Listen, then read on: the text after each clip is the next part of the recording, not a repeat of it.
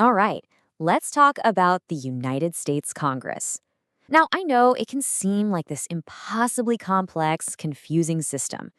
But what if I told you its entire operation, all the chaos, is actually based on a set of foundational rules written over 200 years ago? Today, we're going to unpack that original blueprint.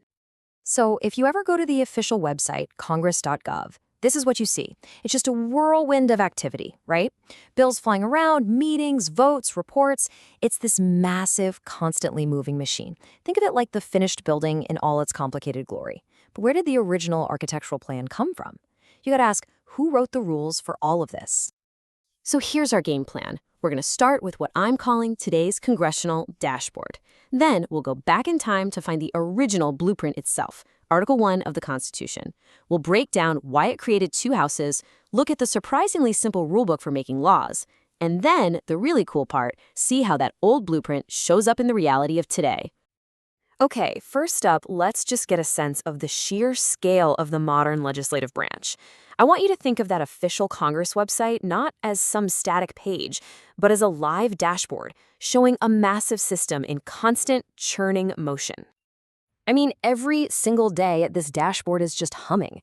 You can track the bills everyone's talking about, you can follow floor debates, check out the schedules for intense committee hearings. There's even a daily digest of all the action, right down to individual votes.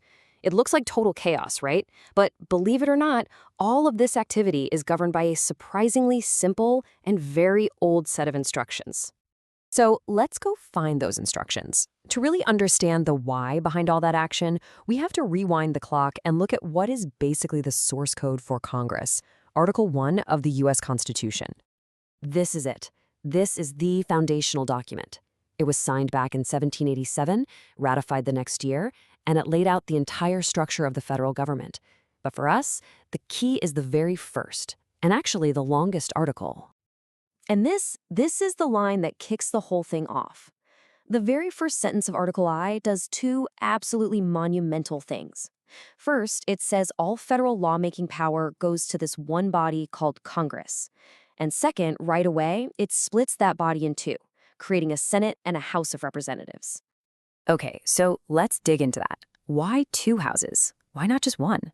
Well, this was no accident. The founders made some very specific, very intentional design choices for the House and the Senate, and they wanted them to work in completely different ways. And the blueprint lays it all out. Just look at this table. It reveals this brilliant, intentional friction they built right into Congress. The House, with its short 2-year terms and younger age requirement, was designed to be the people's chamber, fast-moving, always reacting to public opinion. But the Senate was designed to be the saucer that cools the hot tea from the House. With those long 6-year terms and higher requirements, it was meant to be a much more stable, more deliberative body, kind of insulated from the passions of the moment. So, we've got these two very different chambers. How does the blueprint say they should actually work together to do their main job, making laws? For that, we turn to Article 1, Section 7, which has the core instructions. On paper, the rulebook lays out a pretty clear 3-step path. A bill has to pass the House. Then, that exact same bill has to pass the Senate, and only then does it head to the president.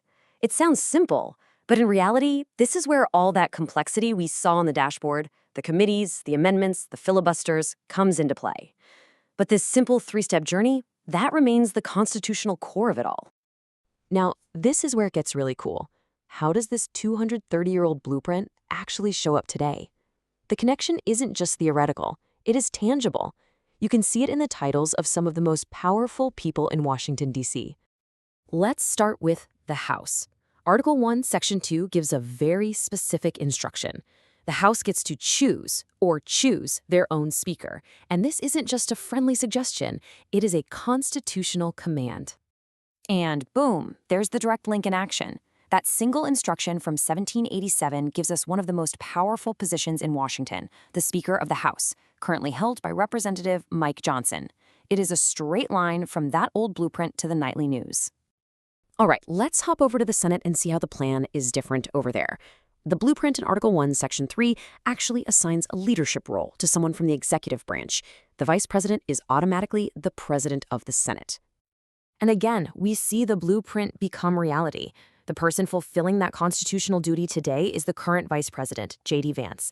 He presides over the Senate and, maybe most importantly, he gets to cast a tie-breaking vote whenever the chamber is split 50-50. The founders also planned for a backup. What happens when the vice president can't be there?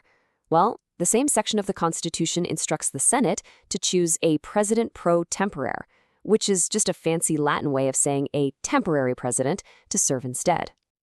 And yep, following that instruction, the Senate has chosen Senator Chuck Grassley for that role.